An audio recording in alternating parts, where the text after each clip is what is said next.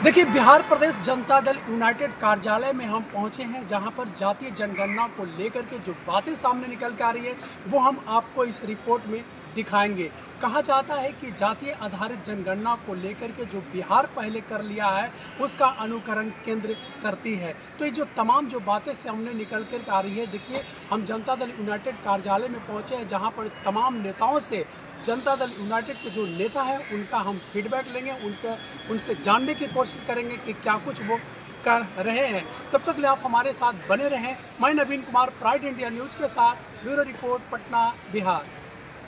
Sir, कहा जाता है कि जो बिहार करके दिखाता है उसके बाद देश आगे करता है। क्या कहेंगे, जिस तरीके से जातीय जनगणना हुई तो अभी पूरे देश में होने की बात कही जा रही है। हाँ, सबसे बड़ा चीज़ है कि हमारे नेताजी ने शुरू से ही जाति जनगणना के पक्ष में थे।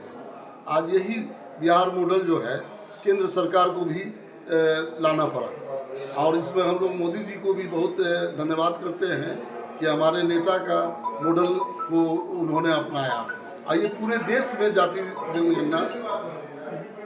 जनगणना होगा, तो इसीलिए हम लोग मोदी जी को भी धन्यवाद करते हैं और आभार प्रकट करते हैं कि हमारे नेता का जो ये था मिशन जाति जनगणना पर, बाकी और लोग अपोजिशन लोग इसमें नहीं तैयार होते थे, लेकिन हमारे नेता ने इसको लागू किया। आज केंद्र सरकार भी लागू कर रहे हैं। बिहार में जातीय जनगणना की बात कही गई है और मुख्यमंत्री ने इसको पूरा किया है, क्या कहेंगे सर? देखिए 25/8/1994 पार्लियामेंट में उस वक्त माननीय मुख्यमंत्री उस वक्त पार्लियामेंट्रियन थे, सांसद थे। उन्होंने इस बात को रखा था कि देश में बहुत सारी जातियां हैं जो हाशिए पर हैं, जिनके उत्थान के लिए कोई काम नहीं हो पा रहा। तो जाति आधारित जनगणना होनी चाहिए ताकि उनके विकास के लिए, जैसे पेशा करने वाली जो जातियां हैं, अलग अलग टाइप का पेशा, किसी का धुनने का है, किसी का रंगने का है, किसी का सीने का है, किसी का सब्जी बेचने का है, तो इनकी संख्या क्या है देश में, अलग अलग राज्यों में इनकी संख्या ऊपर नीचे है।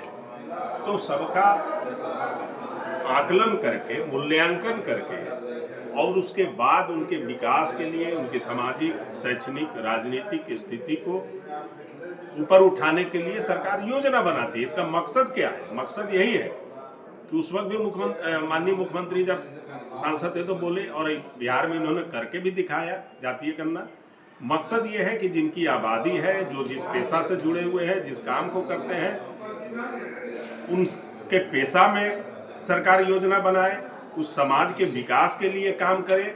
इसलिए बेहतर है और स्वागत योग्य है कि माननीय मुख्यमंत्री जो किए वही चीज़ आदरणीय प्रधानमंत्री जी ने भी स्वीकृति दी कि नहीं, देश में होना चाहिए, ताकि देश के जितने जातियां हैं सबका पता चले और उनके लिए योजनाएं बने, केंद्र की तरफ से, राज्य की तरफ से उनका विकास किया जाए।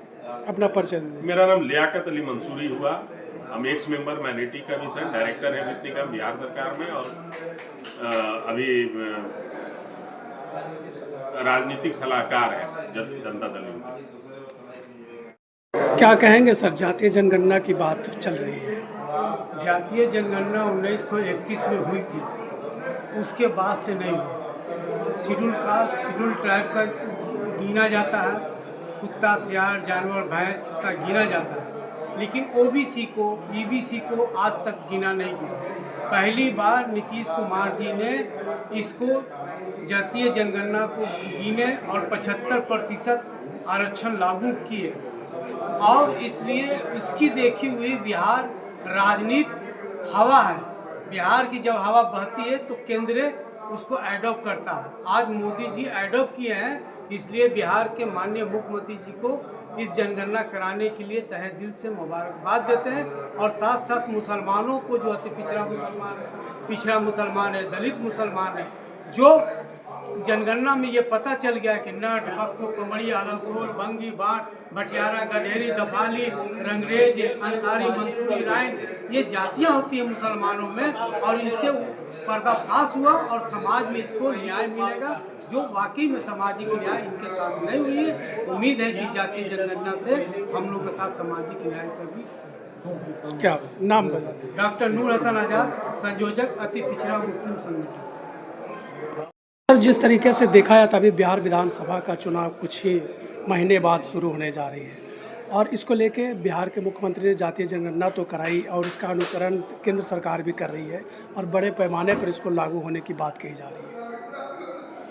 यह बात सही है कि केंद्र सरकार इसको लागू करने जा रही है, लेकिन इसका श्रेय जो है ये बिहार के माननीय मुख्यमंत्री नीतीश कुमार जी को जाता है कि जब 1994 में वो लोकसभा के सदस्य थे माननीय नेता नीतीश कुमार जी, उस वक्त ये बात को उठाए तो उस वक्त से लगातार बिहार में इसको जाति जनगणना कराया, बिहार के दोनों सदनों से पास करके केंद्र में भेजा है और अंत में केंद्र सरकार को बिहार सरकार के निर्णय को मानना पड़ा और भारत सरकार ने ये स्वीकार किया कि अगले जनगणना जो होगी वो जाति आधारित जनगणना होगी। इसलिए ये श्रेय मुख्य रूप से हमारे आदरणीय नेता नीतीश कुमार का है कि जातीय जनगणना करा रहे हैं। जिसकी जितनी संख्या भारी उसकी उतनी हिस्सेदारी की बात कही जाती है। क्या लगता है आपको जातीय जनगणना से किन लोगों का ज़्यादा फायदा होगा? देखिए, सबसे बड़ी बात तो मैं जिस बिरादरी से बिलोंग करता हूँ, हम मुस्लिम बख्खो जाति से, और ये सामने आ जाएगा कि कौन कौन जाति के लोग कहाँ रहते हैं। तो ये तो बहुत बड़ा ऐतिहासिक फैसला माननीय मुख्यमंत्री जी ने हमेशा उन्होंने आवाज़ उठाया और केंद्र सरकार जो है उस काम को पहल करने का कोशिश किए हैं, कैबिनेट से मंजूरी लिए हैं। तो सबसे पहले आदरणीय बिहार के मुख्यमंत्री जनाब नीतीश कुमार जी को मैं अपने बिरादरी की ओर से उनको दिल से मुबारकबाद देता हूं, जो हमारे समाज के लिए सामने आ जाएगा कि हमारी कितनी जनसंख्या है, पहला नंबर। दूसरा नंबर, जो हमारे अति पिछड़ा वर्ग में जो हमारे मुस्लिम समाज जो थे, जिन लोग जिनको दबाया कुचलाया जाता था, जिनको कोई पूछा नहीं जाता था, अब हम लोग गर्व से जो है अपने जाति जो कॉलम आएगा उसमें लिखाएंगे। और देखिए हमारी जो है अति पिछड़ा वर्ग, हम लोग 95% जो आबादी है वो सामने आएगा। इसलिए हम लोग को अंदर जागृति पैदा हुआ है और हम इस जागृति में हम नेता को जो है आभार प्रकट करते हैं और बहुत बहुत बधाई देते हैं अपने समाज की तरफ से, अपने अति पिछड़ा मुस्लिम